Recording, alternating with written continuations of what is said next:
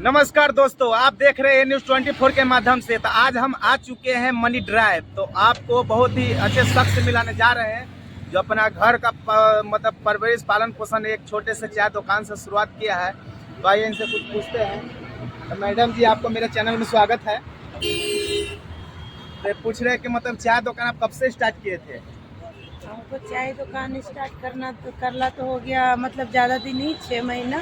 अच्छा। और ये से पहले हम बोरिंग रोड में काम करते थे।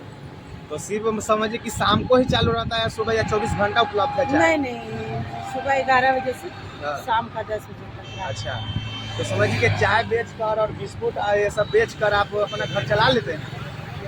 चलाते तो नहीं है, बिना हेल्प का तो चल नहीं सकता। लेकिन मजबूरी में चाय बना रहे, मजबूरी बेच में रहे चाय हैं। बना रहे, बेच तो रहे हैं। आप अपना नाम बता दीजिए जरा दर्शकों को। मेरा नाम है बसंती देवी, वाह। गुरजी के रहने वाली हूँ। अच्छा, तो ये जो आप चाय बना रहे हैं, तो चाय कैसा बनाते हैं? चाय तो बनाते हैं अच्छे ही है, लेकिन अपना अपना पसंद का है। तो अगर किसी को चाय पीना तो कितना में मिल जाएगा आपके यहाँ चाय? मेरे यहाँ तो चाय 5 का भी मिलता है, 10 का भी मिलता है, 15 का भी मिलता है, 20 का भी मिलता अच्छा, एक बगल में एक अंडा का भी दुकान है, देखिए।